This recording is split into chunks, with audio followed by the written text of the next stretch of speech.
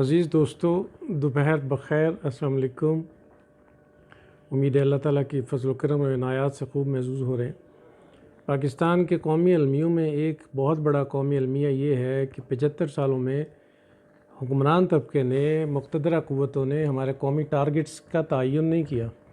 جس کے نتیجے میں ہر دور میں سوائے اس کے کہ قوم کو مختلف نوع لالی پاپس میں انگیج کر کے، کچھ سہانے سپنے اور خواب دکھا کے، کچھ ڈرامائی باتیں کر کے مشغول رکھا گیا، حقیقی ترقی کی طرف اور حقیقی انفراسٹرکچر کی طرف قوم کو ڈائیورٹ کیا ہی نہیں گیا۔ اب یہاں سے اندازہ کر لیجئے کہ پاکستان ایک غریب قوم جو قرضوں پہ چلنے والی، جس کی سانسیں، جس کی آکسیجن عالمی قرضوں پر مبنی ہے، وینٹیلیٹر پر اس کی معیشت موجود ہے، اور اس کے ہاں ایسے ایسے شاہانہ پروجیکٹ چل رہے ہیں کہ امریکہ جیسا ملک بھی، برطانیہ جیسا خوشحال اور متوول ملک، بہت صاحب حیثیت، صاحب ثروت ملک ہم پہ ہنستا ہے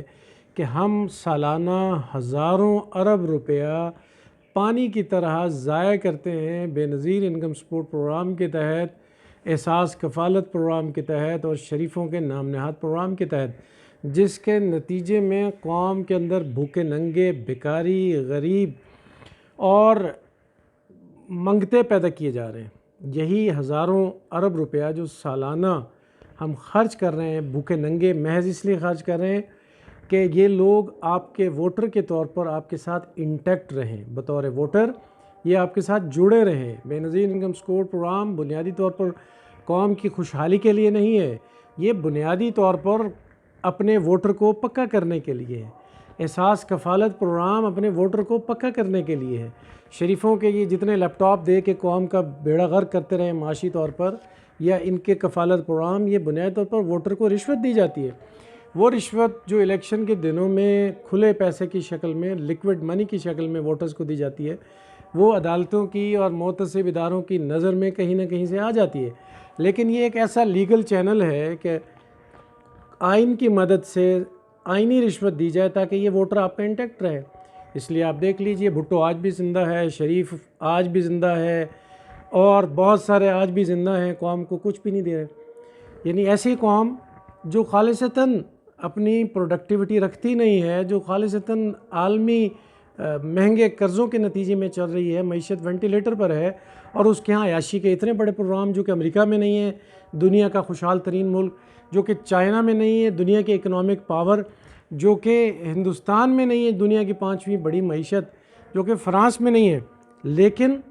ہماری اس قوم کے اندر یہ عیاشی بدرجہ عتم موجود ہے۔ یہاں سے اندازہ ہوتا ہے کہ ہماری مقتدرہ قوتوں کی ترجیحات کیا ہیں۔ پاکستان میں بنیادی طور پر قوم کو 24 کروڑ کہیں یا 30 کروڑ کہیں، یرغمال بنا کے رکھا ہوا ہے، ایسے ہی سہانے لالی پاپ دے کے، شراب دے کے، کہ قوم اسی میں انگیج رہے کہ حکومت ہمارے لیے بڑا کر رہی ہے۔ لیکن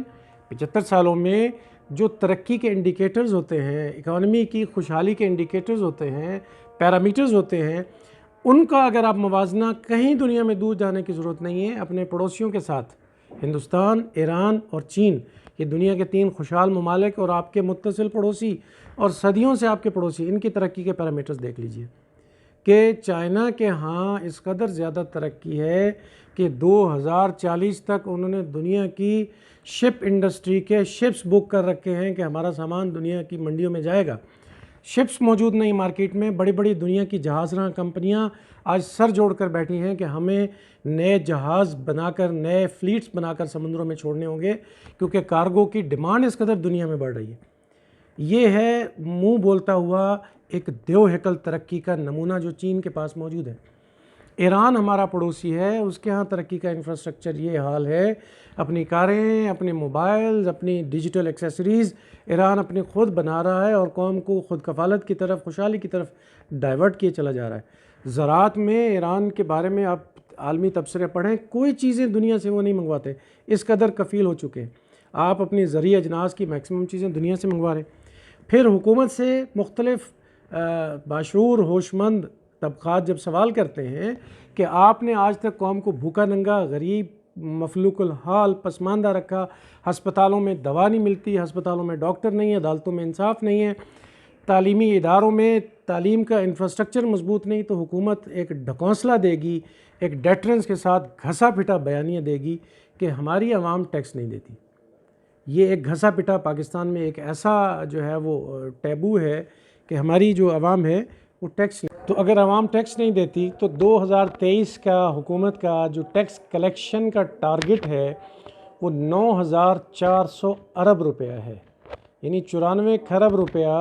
صرف 2023 کا ٹارگٹ ہے حکومت کا ٹیکس کلیکشن۔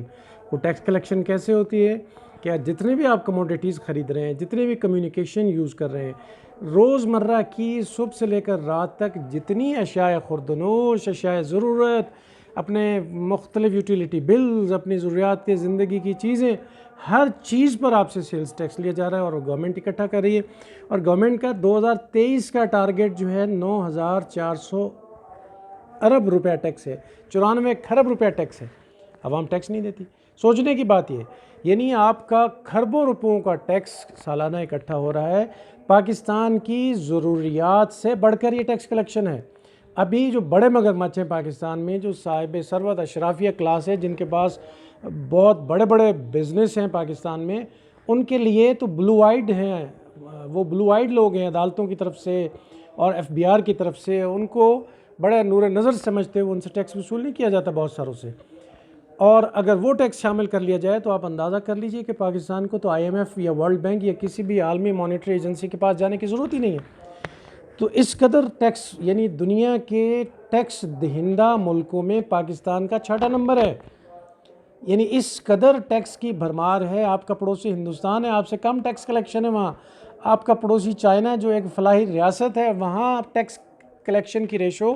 پاکستان کے مقابلے میں کم ہے، لیکن proportion of welfare state, proportion of progress دیکھیے، ان کا تناسب اور ترقی کا کس قدر زیادہ ہے۔ چائنا میں دیکھ لیں، ہندوستان میں دیکھ لیں، ایران میں دیکھ لیں۔